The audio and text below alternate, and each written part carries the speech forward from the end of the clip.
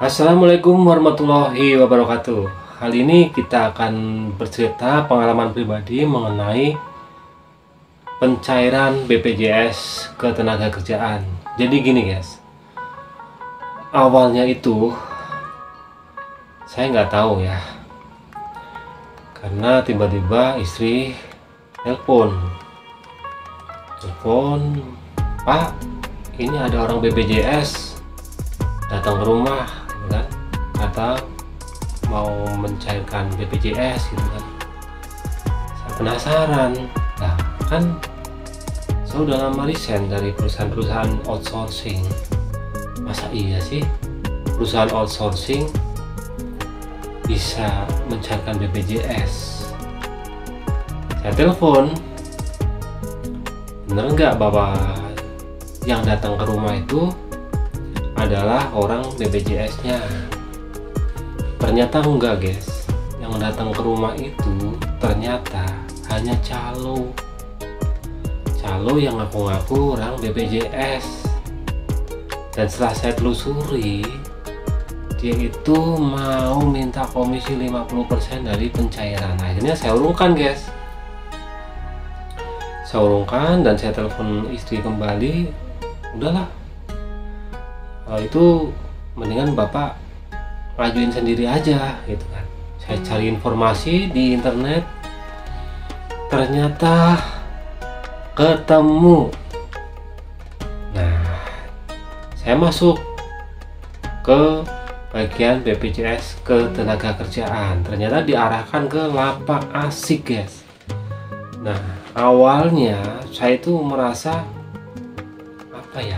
pesimis gitu, ini bener nggak lapak asik itu bener nggak sih punya BPJS gitu kan, ntar jangan-jangan sama aja gitu kan. Saya adu nasib aja dah. Ya pertama nih ya, saya kerja di perusahaan yang waktu itu kerjasama dengan outsourcing. Setahu saya outsourcing kan ya, mungkin teman-teman juga tahu lah kayak gitulah outsourcing ya kan, kurang meyakinkan gitu kan. Ternyata enggak guys. ini yang perlu dicatat teman-teman nih. Jadi teman-teman yang pernah kerja di outsourcing ya, selama teman-teman itu diberi kartu BPJS ya, teman-teman wajib cek saldo ya. Seperti saya, awalnya saya sama sekali saya nggak kepikiran kalau kartu BPJS yang dikasihin outsourcing itu bisa dicairkan guys. Jadi ya saya adu nasib, masa sih sekelas perusahaan outsourcing kok bisa gitu kan. Nah, saya ajukan ke lapak asik ceritanya. Ini adu nasib nih, lapak asik adu nasib, dan kemudian diminta data-data saya. Pertama ya biasalah KTP asli difoto, terus selfie ya kan, di foto muka kita, wajah kita, terus biodata kita itu saya kirim semua guys.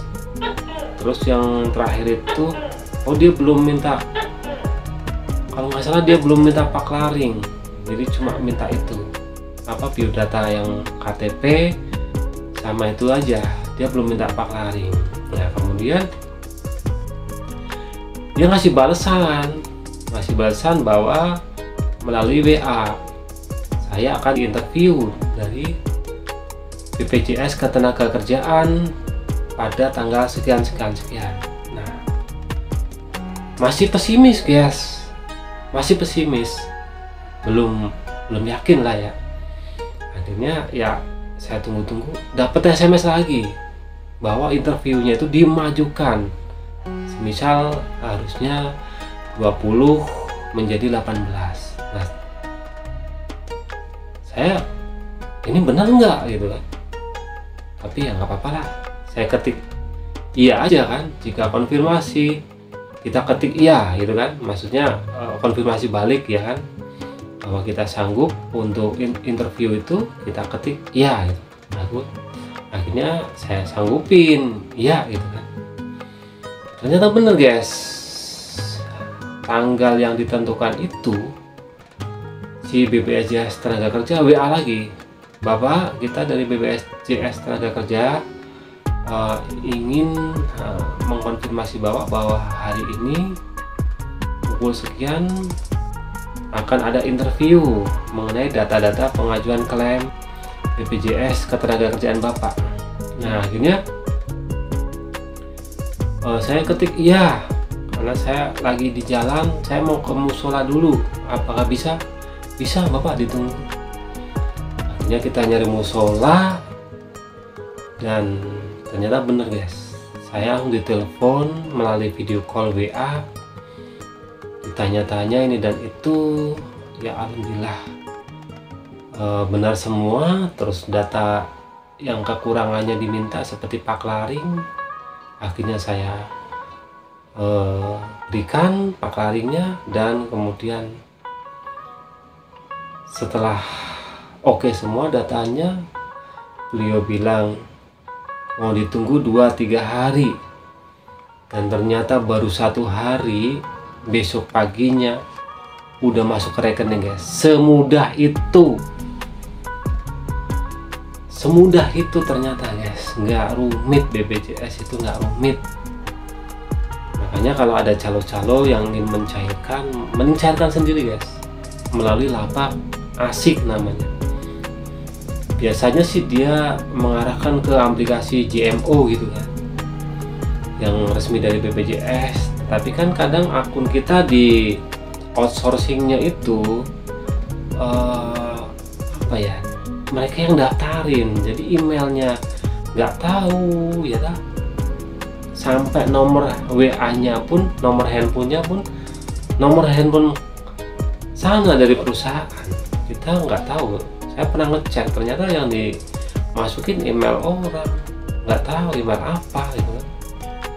Terus email nomor handphonenya juga nomor handphone siapa gitu kan. Nah itu, jadi saran saya juga buat perusahaan outsourcing, kalau mau daftarin karyawannya ke BPJS Ketenagakerjaan, ya tolonglah disampaikan yang baik, yang benar. Kalau bisa akun asli, sehingga ketika teman-teman yang udah resign dari outsourcingnya itu bisa mengklaim. Ini mungkin banyak yang nggak tahu ya, teman-teman yang kerja melalui agent outsourcing, mungkin banyak yang nggak tahu kalau sebenarnya mereka itu punya saldo di BPJS. Dan saya pun ada, kalau nggak salah dari BPJS itu kemarin bilang ada 5 kartu, tapi yang saya dapetin baru cuma 1 kartu, yang 4 itu saya nggak dikasih sama outsourcingnya. Ya saya nggak bisa klaim gitu. Nah itu saya mohon sama outsourcing, kalau misalkan merekrut karyawan, ya kasihlah kartu BPJS ke karyawan, sehingga karyawan itu bisa mengklaim nantinya. Seperti itu. Jadi sama-sama mensupport lah ya. Kita pun sebagai mantan karyawan outsourcingnya juga bisa menerima manfaat dari BPJS Ketenagakerjaan.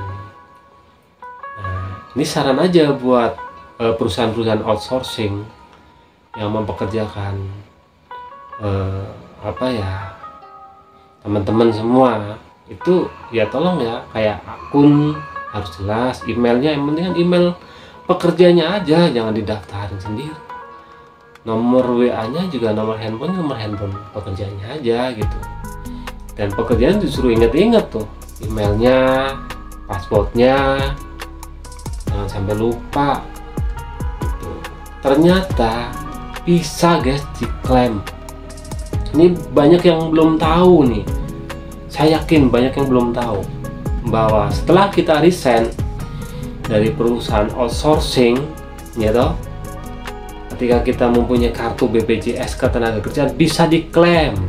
Contohnya saya, alhamdulillah sudah cair ya, walaupun nggak banyak, paling enggak ya bisa menolong lah. Dan kebetulan itu pas saya butuh duit gitu.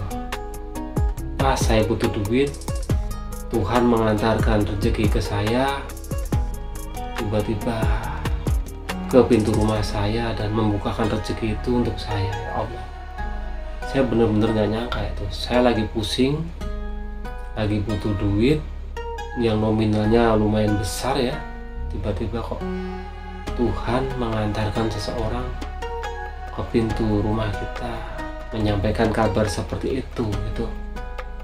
Dan akhirnya kita coba, ternyata benar guys, cair guys. Sesimpel itu, semudah itu, gak pakai ribet. Pengajuan di lapak asik. Benar, ini pengalaman pribadi. Ini video ini sengaja saya bikin untuk teman-teman, karena pas saya meyakini banyak teman-teman yang bahkan udah lupa gitu loh. Saya pernah kerja di outsourcing A, outsourcing B gitu kan, ternyata punya kartunya, ternyata kartu itu bisa diklaim. Ini saya yakin banyak teman-teman yang nggak nyangka gitu loh kalau kartu itu bisa diklaim itu loh. Mudah-mudahan video saya itu bermanfaat, dan teman-teman yang belum nyadar sampai sekarang nih, belum nyadar kalau kartu itu bisa diklaim, coba tanyakan ke BPJS Tenaga Kerja, ada saldonya nggak? Kalau saya kan kebetulan memang saya posisi jauh guys, saya di Jawa Tengah, rumah saya di Tangerang gitu. Ya udah, akhirnya saya jujur-jujurannya sama orang BPJS-nya, nggak, saya di Jawa Tengah, gimana saya mau klaimnya, saya cuma bisanya lewat ini aja. Ya udah nggak apa-apa Pak, ternyata bisa guys, bisa. Posisi saya di Jawa Tengah, bisa cair, alhamdulillah. Saya terima kasih banyak untuk BPJS Ketenagakerjaan atas layanannya terhadap kita penggunanya. Ya, mudah-mudahan berkah untuk semua, dan saya merasa terbantu ya, karena memang saya lagi butuh, tiba-tiba ada rezeki yang datang ke rumah, alhamdulillah. Dan bapak yang interview saya pun semoga bapak itu dilimpahkan rezekinya, dipermudah segala urusannya, karena saya juga merasa tertolong sama bapak yang interview saya itu melalui video call. Terima kasih banyak, dan semoga video ini bermanfaat buat teman-teman yang sampai saat ini tidak menyadari bahwa kartu teman-teman itu ada saldonya. Coba sekarang setelah nonton video ini, teman-teman cek kartunya ke BPJS Ketenagakerjaan. Coba. Oke guys, semoga bermanfaat video saya. Jangan lupa like dan bagikan. Jika memang bermanfaat, bagikan ke teman-teman yang masih kerja di outsourcing ataupun yang udah keluar dari outsourcing, bagikan saja. Jangan sampai seperti saya, harusnya dapat 5 kartu, ternyata cuma dapat 1 kartu, yang 4 saya nggak bisa klaim karena saya nggak terima kartunya. Dan satu lagi hal, pesan untuk outsourcing ya, kalau bisa jangan seperti itu. Kalau menerima karyawan yang memang karyawan tuh layak mendapatkan kartu BPJS, ya kasih aja kartu itu, nggak usah ditahan-tahan. Dan ketika karyawan resign, ya mohon kasih ada paklari, walaupun 5 bulan kerjanya, walaupun 8 bulan, kasih paklari. Kenapa? Itu bermanfaat supaya si saldo itu bisa cair gitu. Kasih aja paklari bahwa dia udah pernah kerja walaupun 8 bulan. Ya siapa tahu saldonya ya nggak banyak tapi bisa membantu. Contohnya seperti saya yang secara tiba-tiba pas lagi butuh uang dapat kabar seperti itu. Saya padahal udah lupa bahwa saya itu punya saldo di BPJS Ketenagakerjaan, ternyata alhamdulillah. kemarin sudah terbukti bila Pak Asik bisa cair. Oke guys, semoga bermanfaat. Demikian cerita saya, pengalaman saya mengajukan klaim di Jamsostek. Dulu Jamsostek ya, sekarang BPJS. Sesimpel itu, semudah itu. Terima kasih untuk Jamsostek. Wassalamualaikum warahmatullahi wabarakatuh.